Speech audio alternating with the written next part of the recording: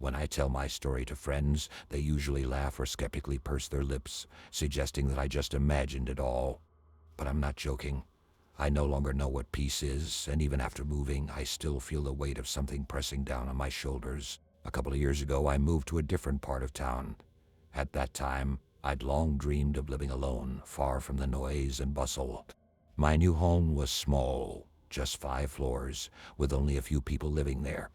The building was quiet, the neighbors were friendly, and for the first few weeks, I was simply enjoying the solitude. It felt like this place was made just for me. At first, everything was perfect. But one day, I noticed something strange.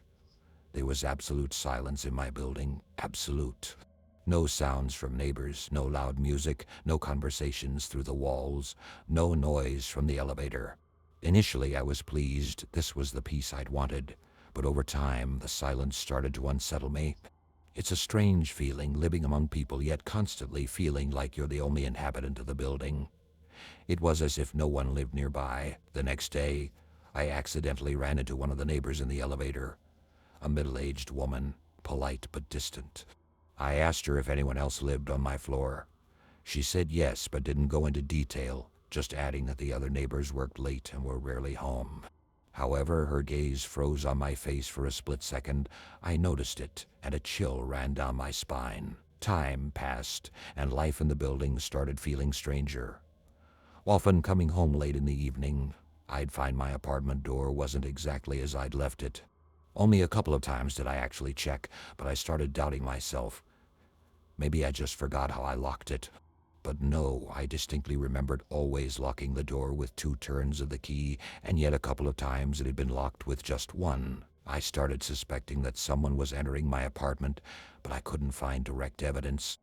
So I bought a camera and set it up in the hallway, thinking that at least this way I could understand what was going on. For the first few days, nothing suspicious appeared. I began to relax, but then, one night I heard strange sounds at the door. It was around 2 in the morning, and it felt like someone was very carefully turning the door handle. I froze, listening. The door creaked ever so slightly, and I felt like someone was standing just outside. I held my breath, afraid that any sound might scare them off. In the morning, the first thing I did was check the camera. The video showed something flickering in front of the door at 2 a.m., but it was so quick it looked like a shadow. A chill ran down my spine. I realized that someone really had been in my apartment. Then I decided to change my habits a little. Now I locked not only the lock but also the chain, checked the windows, and even started arranging furniture so I would notice if anything was moved. Everything stayed calm for about a week, but then the strange events began again. One morning when I walked into the kitchen, I noticed that a spoon was missing. Just a spoon and nothing else. A small thing, of course, but it made me uneasy.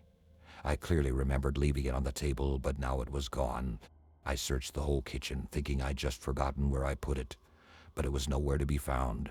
That was strange. From that day on, these things started happening more often.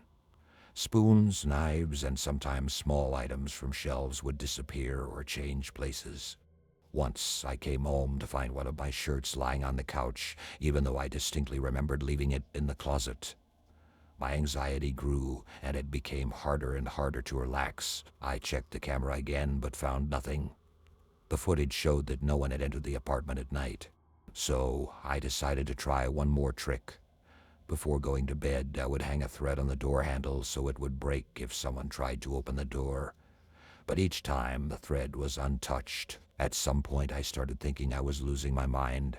I couldn't find any logical explanation for these strange things. But each day, my nerves were on edge. I felt cornered, yet understood that I had no evidence. After a month of these strange occurrences, I decided to invite a friend to stay over for the night. He was skeptical, but agreed to spend the night in my apartment. We drank some beer, chatted until late, and then went to separate rooms to sleep. I went to bed feeling relieved, knowing I wasn't alone in the apartment. In the middle of the night, a whisper woke me up. I was sure I heard a conversation, quiet and barely audible. It seemed like the sounds were coming from the living room. My heart raced, and I froze listening. I thought that maybe my friend had woken up and was talking to himself. I decided to get up and check, but when I walked into the hallway, no one was there. The door to the living room was slightly ajar, but the room was empty. My friend was asleep, oblivious to what had happened. In the morning, I told him what I'd heard, but he just laughed. He said I was probably just imagining things and that there was nothing here, but I knew what I'd heard. Weeks passed, and I no longer knew how to deal with this feeling. I decided to change the locks, even though I knew it probably wouldn't help. But one day I came home to find something strange. In the kitchen, right in the middle of the table, lay the missing spoon, the very one that had disappeared weeks ago. It was carefully placed, as if someone had deliberately left it there as a reminder. At that moment, I realized I couldn't stay in this apartment any longer. Within a couple of days, I packed up my things and moved out, not even thinking about the cost. It felt like the only way I could escape the growing anxiety. But this story didn't end when I left that apartment. A while later, I found out from the new tenant that they too had started noticing strange disappearances and the feeling that someone was watching them. Now, when I tell this story, I still can't believe it really happened to me. I'm not a particularly sociable person, and I've always thought that was fine. I have a few close friends, some colleagues that seemed like enough. I didn't feel the need to constantly be around people to feel comfortable. On the contrary, I always thought solitude brought me peace, but this story made me see things differently. It all started with a simple event. We got a new boss at work. Nothing supernatural. Yet this change subtly affected my life. The new manager was one of those who paid close attention to his employees, noticing little details, then making suggestions. One of his first directives was to socialize more with colleagues. In his view, a close-knit team was key to success, and I was politely nudged to be more open. This task proved harder than expected. I was used to my routine, to my quiet evenings alone. But to avoid standing out, I agreed to team-building events, lunching with coworkers even though it felt awkward. Gradually, almost without realizing it, I got into the swing of things. I started talking more, spending more time with others. A few months passed, and at some point, I noticed my attitude towards solitude had shifted. It no longer felt calming. Instead, evenings alone began to bring a strange tension. I first noticed it one night when I was coming home. It was late, dark, with nearly empty streets, and suddenly I felt as though I wasn't alone. Not that someone was following me, just a strange, oppressive feeling. It didn't go away until I got inside my apartment and closed the door. From then on, it happened nearly every night. I knew it was probably just a result of changes in my life, that after spending time with people, it was harder to be alone, and this was just a temporary feeling. But it didn't go away. Instead, it only grew stronger. I began to notice how much lighter I felt at work compared to how tense I was at home. After a couple of weeks, I thought maybe I just wasn't sleeping well. Maybe my apartment, where I spent so much time alone, was becoming associated with stress. Finally, I decided to experiment, spend a couple of nights at my parents' place, see if it would help. The first night went well. I felt the comforting presence of my family around me. I slept deeper than I had in months, waking up refreshed. It seemed like a good sign.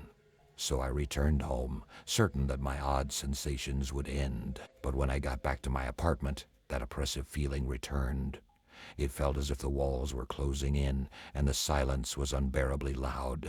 I tried to distract myself, turned on the TV, scrolled through my phone, but nothing helped. At one point, I even considered moving, but it seemed silly. Why would I? This was just a feeling, and I had to get through it. Days went by like this. I'd come home, feel that strange unease, somehow get through the evening and leave for work with relief in the morning. Until one morning a colleague called. He lived nearby and suggested we walk to the office together. I found it a bit odd, but thought it would be a good chance not to be alone. For the first few days, we walked together, and it really helped. He was talkative, sharing stories from his life, funny things. I felt myself relax a bit. But one day I asked him what had prompted him to suggest we walk together. He hesitated, then said he'd once seen me leaving home, but not alone. I didn't understand and asked him to explain. He looked at me as if I was joking. "Come on," he said. "I saw you leaving the building with someone." I couldn't believe what I was hearing and asked him to describe the person. But he just laughed and said it must have been my imagination. I started to recall my recent evenings. Could it be that in the shadows and the dusk when I was leaving the building, it looked like someone was with me? I dismissed his words as a joke, but at the same time, I couldn't shake the feeling that this was no coincidence. The next day, I asked him to check on me again when I left home. Reluctantly, he agreed. That evening, I stepped out. He even waited a moment to look around. No one was there. The next morning, I met my colleague, and he joked that I wasn't alone again. Alone with who, exactly? After that, I couldn't shake the thought that maybe someone really was following me. At work, it seemed ridiculous, and I tried to push the thought away. But every time I returned home, I paused at the threshold, listening to the empty apartment, sensing that same feeling that someone was there. I thought about cameras. These days, they're everywhere. I set up a couple in the hallway and near the door, just to check what was going on. I even talked to my colleague, asking him not to tell anyone since it all seemed absurd. I watched the recordings the first night. Nothing unusual, just me. Not a single soul in sight. Then, just as I started to feel relieved, something happened that shattered everything. The camera inside caught movement while I was asleep. A small flash in the hallway with me already in my bedroom. Then silence. On the screen, for a brief moment, a shadow appeared in the dark hall, shaped like a human silhouette. I turned off the recording, yanked the cameras out. The more I knew, the worse it got. I went back to my colleagues, told them I just needed to check on something. But it didn't change anything. Every evening, I returned home and sensed I wasn't alone. And when I asked my colleague one last time if he saw anything, he looked at me seriously and quietly said, "If you don't want to know who it is, don't look at them." Since then, I've never asked again. I don't look at the shadows. I don't turn around, even if I hear footsteps behind me. I keep moving forward, always forward. There was a time I thought living alone was a privilege. In my youth, I dreamed of having my own place, imagining how I'd return to an empty apartment and enjoy the quiet. I believed that living alone would allow me complete control over my space, free from annoying factors like noisy neighbors or intrusive relatives. And finally, after many years, I moved in. The area was quiet, full of greenery, with a small stream flowing under the windows, and just a 20-minute walk to work. The building was, of course, old, but that didn't bother me. Solitude was all I craved. At first, everything went smoothly. I enjoyed my isolated life and was, you could say, happy. But a few months in, I began to notice something strange. In the evenings, as I prepared for bed, I couldn't shake the feeling that there was something unusual about the silence.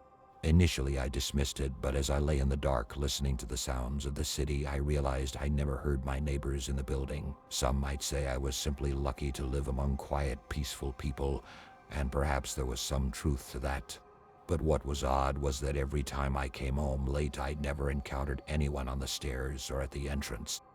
The hallway was free from food smells, music, conversation, or even the faint sounds of a TV. My floor was always empty, as if I were the only person in that part of the building. One day, after work, I decided to check the state of the other apartments on my floor. There were 4 on each level, so logically, at least one should have someone living there. I walked down the corridor listening carefully to any sounds behind the closed doors, but heard absolutely nothing. No rustling, no hum of a refrigerator, not even a faint cough, just complete silence. The next day, I decided to ask the concierge about my neighbors. The elderly woman reluctantly replied that the residents on my floor come and go, but she couldn't provide any specific details.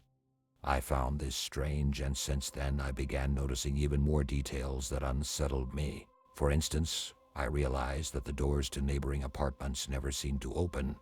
I got up early and came home late, yet I didn't see anyone, even by the dumpsters outside. Once I took a day off to stay home, hoping to spot one of my neighbors, but I heard nothing all day. My apartment seemed to exist in a vacuum. Over time, this silence started to weigh on me. In the evenings, I stopped enjoying the quiet. Instead, it began to oppress me. It was hard to explain, but I felt as if I was constantly being watched, even though no one was around. The feeling grew until I started leaving lights on, even at night. Gradually, I felt as if something or someone was hiding in the shadows. I even bought night lights to break the darkness in the hallway and kitchen. But neither the light nor the brightness of the bulbs could chase away the feeling that I was being observed. One night, I woke up to a strange sound. It seemed like someone was taking steps on the other side of the wall, though the noise was faint and muffled. I got up and listened, but in the utter silence, I couldn't pinpoint where the sound was coming from. I checked the apartment, walked through each room, but found nothing unusual, yet the strange feeling lingered. After that night, I started to hear faint sounds in the dark, footsteps, a soft rustling, or a creak. They always came from different corners of the apartment, and I couldn't locate their source. It troubled me so much that I started sleeping with headphones on just to drown out the noises. At one point, I decided I needed a distraction. I started staying out later, lingering at work or stopping by a bar, just to avoid coming back to that suffocating silence. But the more I avoided home, the stronger the silence seemed whenever I did return. The breaking point came one night when I heard a sound directly behind my door. It was late. I'd just come home and was getting ready for bed. Suddenly, there was a distinct creak in the corridor, as if someone was stepping carefully on the floor. I froze, my heart racing. Paralyzed, I stood by the door listening. Seconds dragged on, and I didn't know what to do. After a few minutes, I decided to look through the peephole. Slowly, I approached the door, held my breath, and peered out. The hallway, as always, was empty. The dim light illuminated the stairwell, and there was no sign of anyone there. But I was certain I'd heard that sound. From that moment, I noticed changes in myself. I became nervous, constantly looking over my shoulder on the street, listening intently to every rustle. My sleep grew more restless, and I increasingly caught myself dreading going back home. Finally, I couldn't take it anymore. One morning, as I stepped outside, I headed straight to the nearest police station. I couldn't precisely explain what was happening, but I felt something was wrong in my apartment, on my floor. They listened to me with polite skepticism, telling me they received many such complaints and couldn't do anything without proof of an intrusion or threat. A few more weeks passed, and I was sure I had to move. One evening, after coming home and hearing that eerie sound again, I decided I couldn't endure it any longer. I took a few days off work and packed up everything over the weekend. By Monday, I was signing a new lease on the other side of town. Months went by. I lived in a new place, surrounded by neighbors, and every day I heard their noise and bustle. The strange feeling that had plagued me in my old apartment gradually faded, and I began to feel normal again. But one day, coming home from work, I bumped into an old neighbor from that building. We greeted each other, and I casually asked who lived on my former floor. He paused for a moment, then smiled. "Oh, no one's lived there since the building was built. That floor was designated as storage for the management company." His words froze me. No one lived on my floor. So all that time, all those sounds and footsteps,